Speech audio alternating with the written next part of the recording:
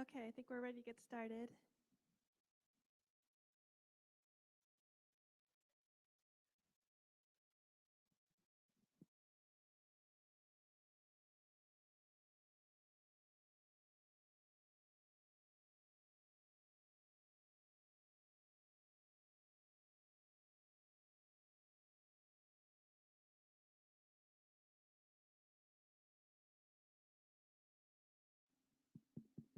Hello?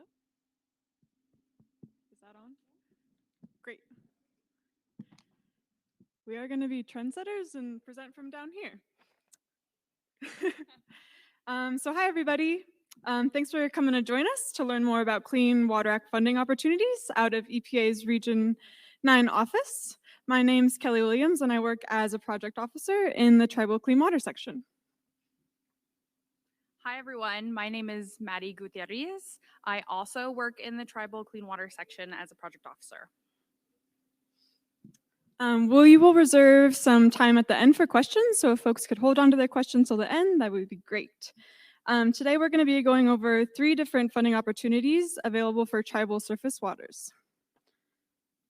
Let's see if this works. That's a no.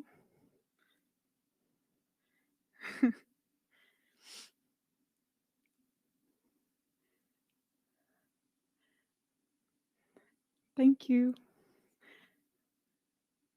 So the first program I'm going to talk about is the Water Pollution Control Grant Program, also known as the Clean Water Act 106 program, which authorizes EPA to provide financial assistance to states and tribes that have obtained TAS or treatment in a similar manner as a state.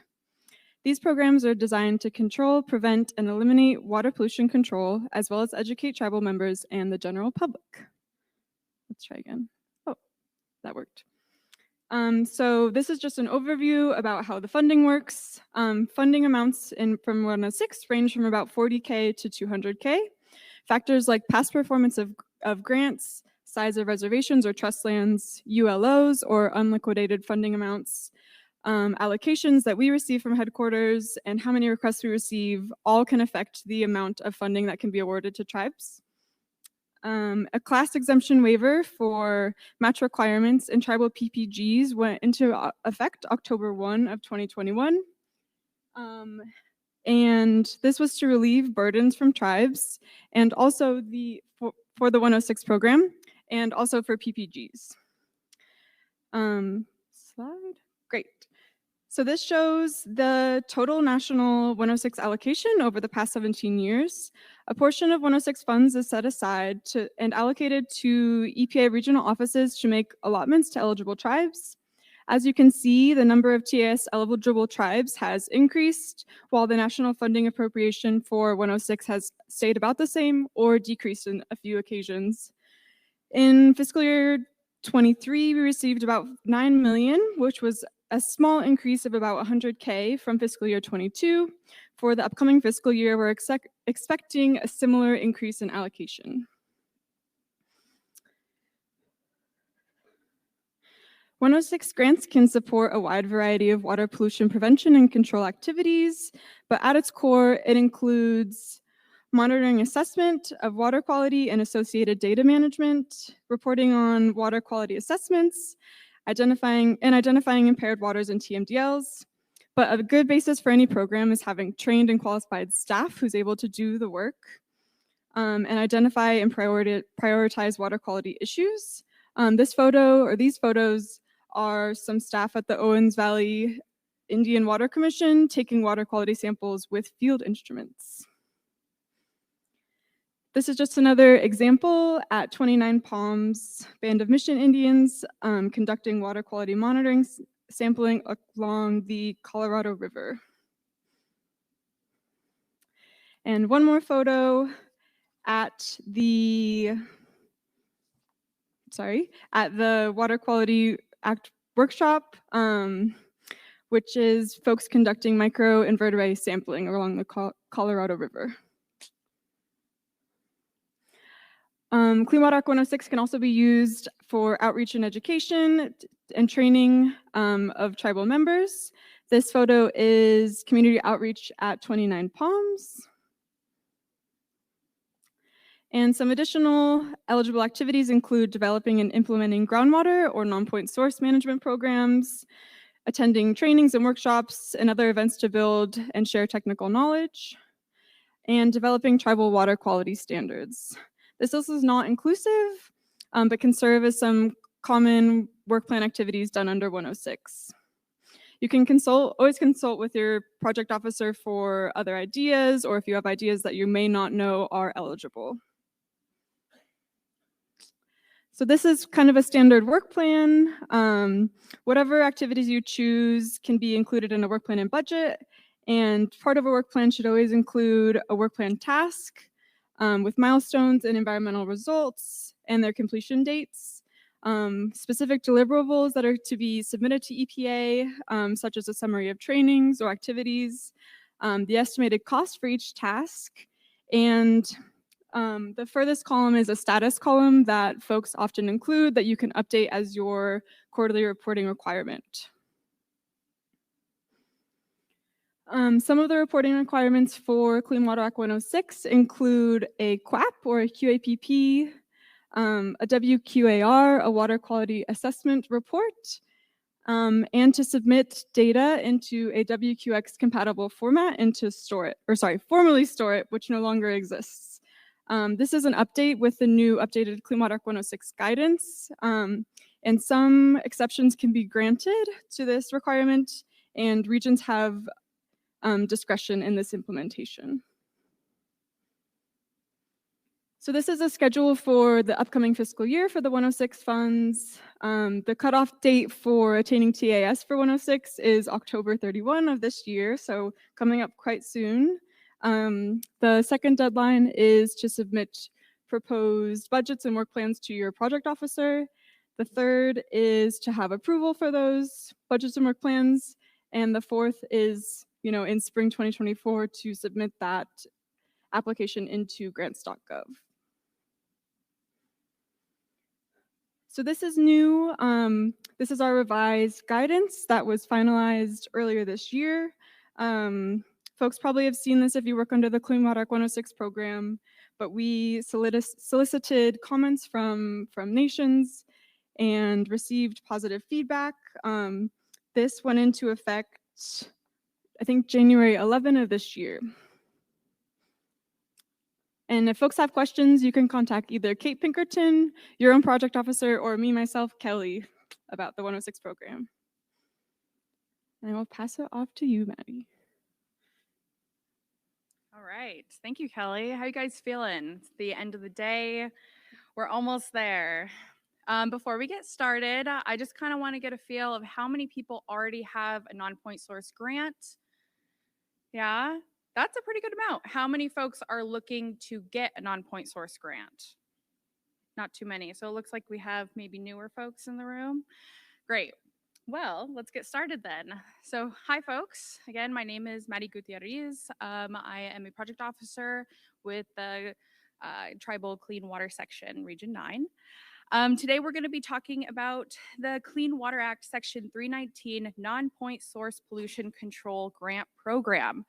And that is a mouthful. So you may hear this program referred to as the Clean Water Act 319 program, NPS program, or even 319 base or 319 competitive. All right, so let's go into what is non-point source pollution. So non-point source pollution is pollution that comes from oil, pet waste, pesticides, herbicides, fertilizer, road salt, bacteria, sediment, and any other contaminants that end up on the ground naturally from naturally or from human activity.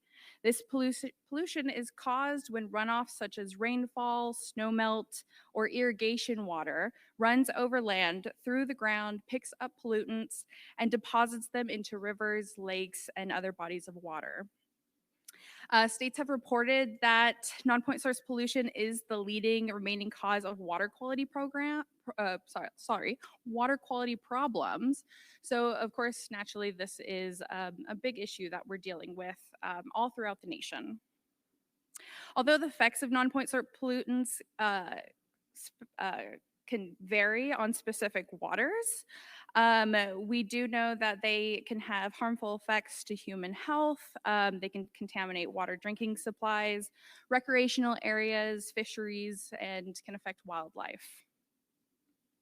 And don't be confused with point source pollution, as point source pollution is a single identifiable source of pollutant where pollutants are discharged. So this is a little different. So I'm going to just go over the funding history for the 319 program. In order to tackle non-point source pollutions in our communities, the EPA has committed funding to states, tribes, and territories on non-point source efforts. So this graph behind me shows the number of Clean Water Act non-point source tribal grants that are corresponding to total funds awarded over the past 25 years.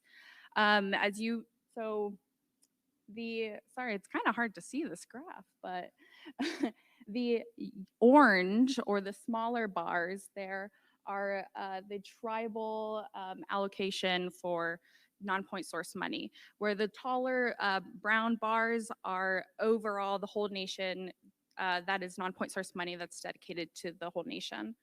The dotted line that we see climbing across this graph, that is eligible tribes that can get non-point source funding. So as you can see, funding has kind of gone up and down, but the demand is still there.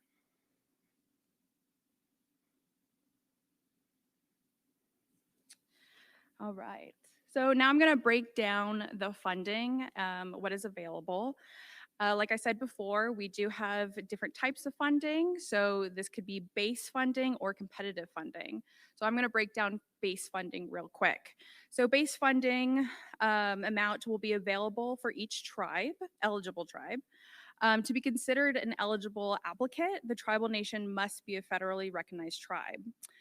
Base funding is set on as a set amount of funding, meaning your tribe will qualify for X amount of dollars to be awarded for the 319 activities or program based on the total square miles of the tribal land that your tribal nation has.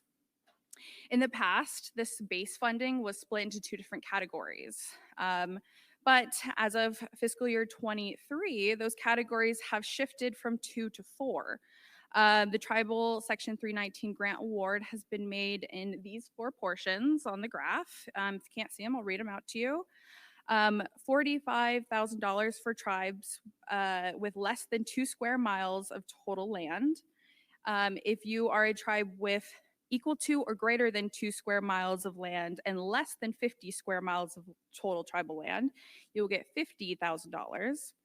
If you are a tribe with equal to or greater to than 50 square miles and less than 500 square miles of total tribal land, then you'll get $55,000. And if you're a tribe with more than 500 square miles of total land, you'll get $70,000. And that is for base funding. So the base funding can be used for a range of activities that implement the tribe's approved non-point source management program. This can include hiring a program coordinator, conducting non-point source education programs, providing trainings, providing authorized travels for these trainings, and updating non-point source management programs, and then implementing some on-the-ground work. So next I want to kind of dive into the competitive non-point source grants. So the funding is available through a competitive process for on-the-ground implementation projects designed to achieve water quality improvement in priority watersheds. Each project can receive up to $125,000 depending on its needs, the project's needs. We saw this increase in funding. I believe it was $100,000 before, and now it's recently increased to $125,000 that you can receive up to. So this kind of came from headquarters' goal to kind of allow for more projects to be taken place within the regions, allow full funding, because we did hear that folks it just wasn't enough. The 100,000 wasn't enough. So we are trying to increase that. 319 competitive grants may be used to develop or implement watershed-based plans and other on-the-ground projects that can result in steps towards improving non-point source impairments on a watershed-wide basis. So there's a non-federal match, which is 40%, but if you demonstrated financial hardship, that match can be reduced to 10%.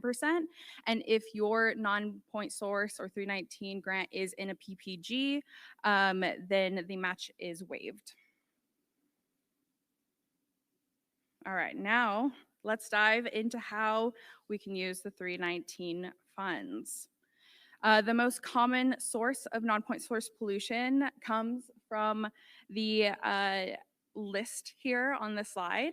That is agriculture, livestock grazing, forestry, hydro modification, urban runoff, abandoned mines, failing septic systems, and construction activities. So if you have any of those issues in mind, non-point source funding can go towards kind of implementing a project to improve the pollution and runoff that is coming from those issues. So how do we address pollution runoff? We can tackle the sources of pollution through best management practices, or BMPs, and management measures. So here's a little description of what those two are. Management measures are the best available economically achievable measures to control the addition of pollutants to surface and groundwater. Best management practices are individual actions or structures that can be used alone or in a combination to implement the management measures. So now I'll just kind of go over a couple things that projects that we've seen in the past that we've used non-point source funding for. This first one is erosion control. There are different types and methods to tackle erosion control. This one, I believe they're laying down hay wattles, I believe they're called. If I'm wrong, let me know. Hay logs as well. But there's other types. Again, you can look into planting vegetation, laying down mulch, adding erosion banks, etc. There are also low impact development projects. So a low impact development project mimics natural movement of water in ecosystems that result in infiltration, evapotranspiration, or the use of stormwater in order to protect water quality and associated aquatic habitat. There's a wide breadth of applications that can be used, including but not limited to green space, permeable pavement, rain gardens, rain barrels, vegetation rooftops, and etc. Another popular project that we see quite a bit is exclusion fencing. So this could be a great method if you are dealing with agriculture issues. If you want to keep cattle out of a water body, we could fence it up. All right, in summary, implementation of Tribe's non-point source management program includes a range of activities. Best management practices in priority watershed areas. It can fund education outreach opportunities. It can fund training, and it can fund pre and post water quality monitoring for non-point source pollution and projects.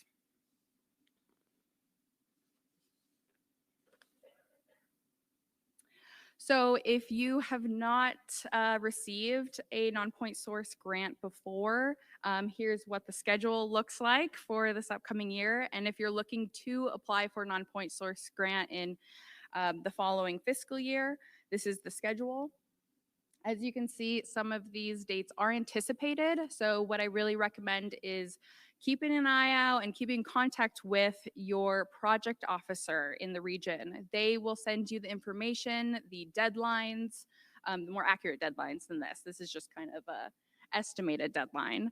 And they can give you the information you need as the timeline comes around. I'm going to give a little shout out to the handbook for developing and managing tribal non-point source pollution programs. This is a useful resource if you don't know where to start or you want more ideas of what to do with the non-point source money.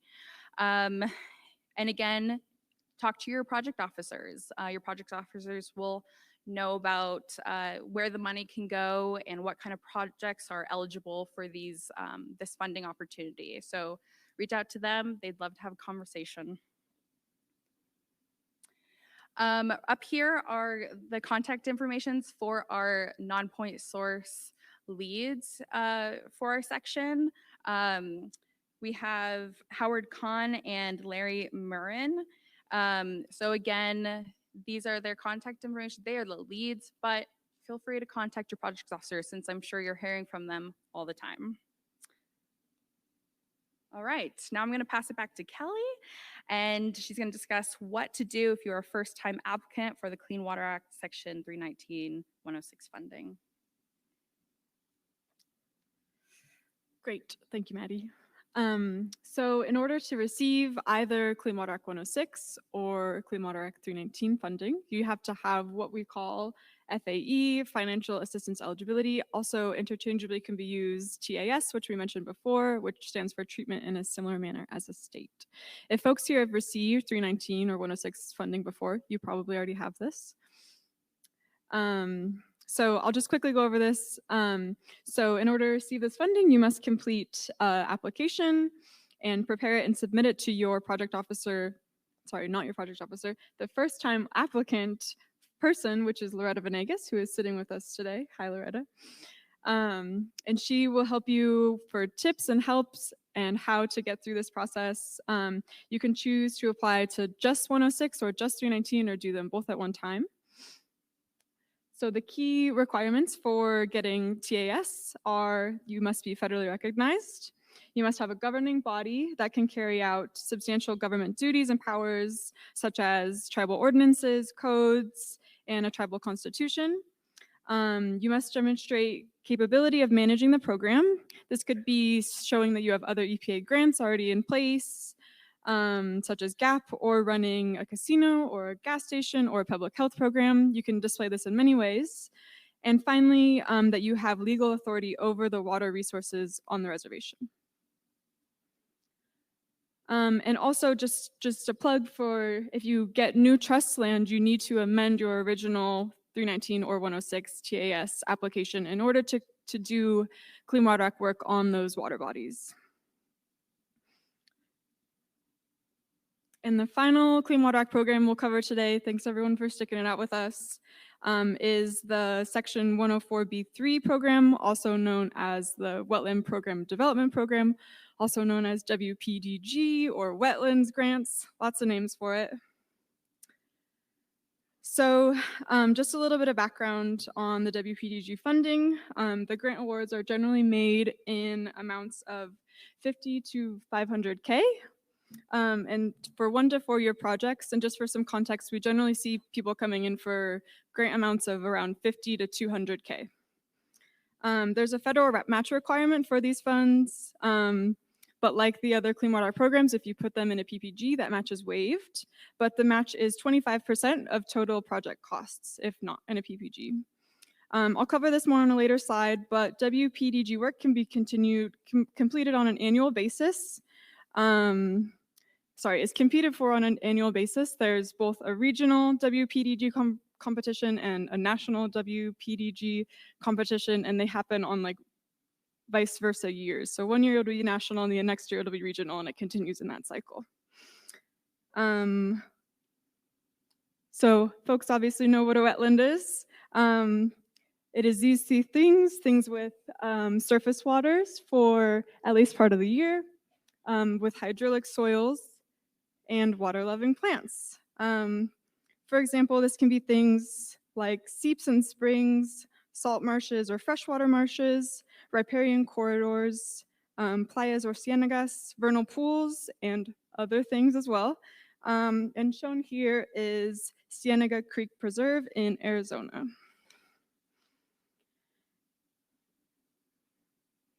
So this grant these grants are intended to assist tribal government agencies and intertribal entities in developing or refining tribal programs which manage, protect, and restore wetlands.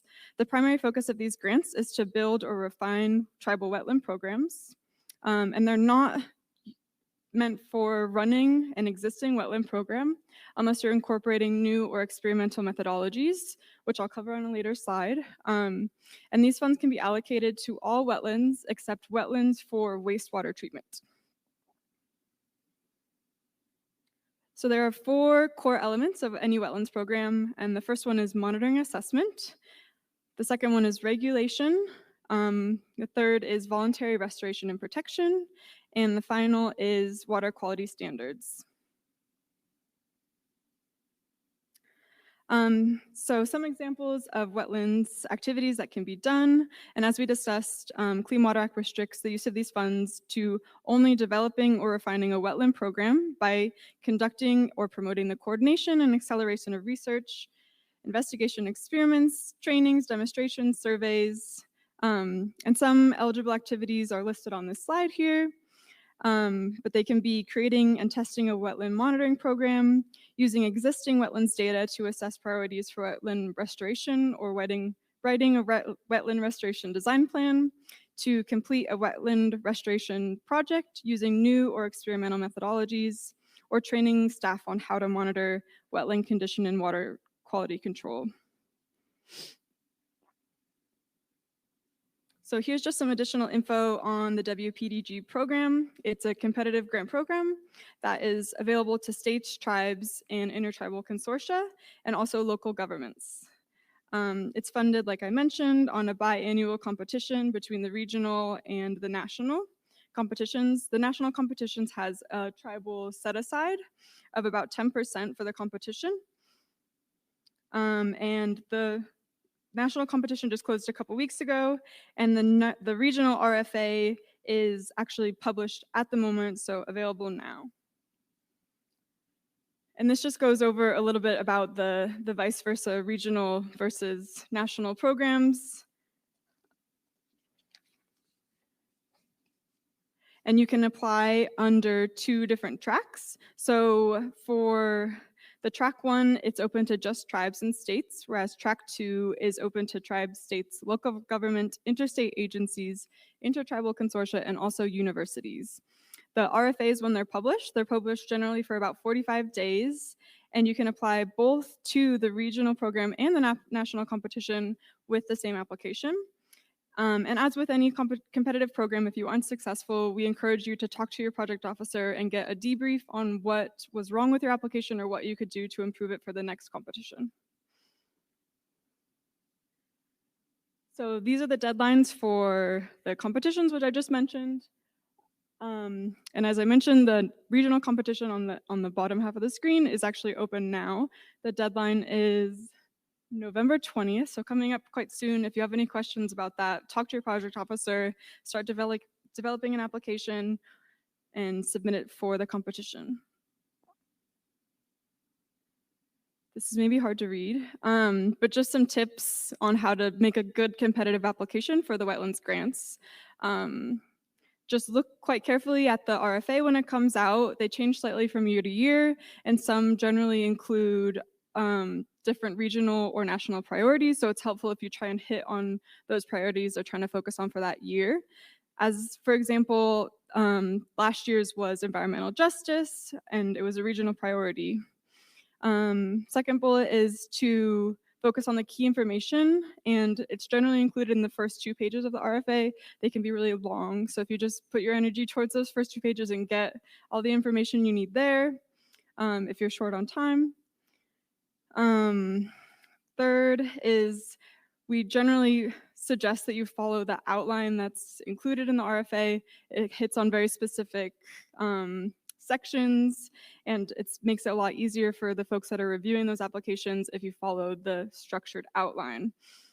And fourth, just give yourself plenty of time to submit it to grants.gov. As if folks have worked with grants.gov before, you know it can be a bit tedious, so give yourself plenty of time.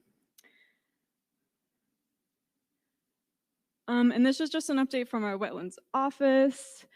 We're hoping to continue our continuous improvement of our tribal engagement with folks. So please be in touch with us. We want to hear from you. We want to make our wetlands tribal programs better. And we can only do that by hearing from folks like you. And I know these links aren't going to be helpful right now, but this presentation will be posted on the website. So if you want to come back and look through these links, they're really helpful. And that was it. Thank you guys so much. If you have questions, this is Sarvi. She is the wetlands lead for this program, but also just talk to any of your project officers. We all are really helpful. And that's it. Whew. We do have some pamphlets that focus on the 106 and 319. I can go around, pass these out, and it just gives kind of a brief summary of everything we just said, because I know I saw people taking notes, I saw people taking photos. Hopefully the information you're looking for is here. It's also online, and you can always talk to your project officers. Thank you guys. Anyone have any questions?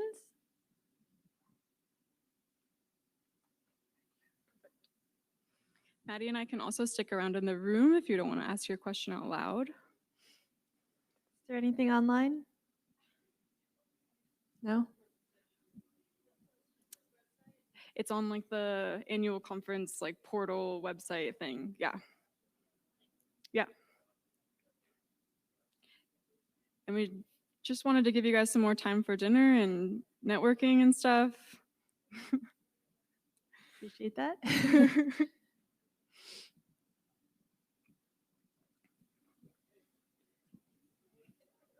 Awesome. Well, we appreciate your time. Thanks so Thank much, you. everybody.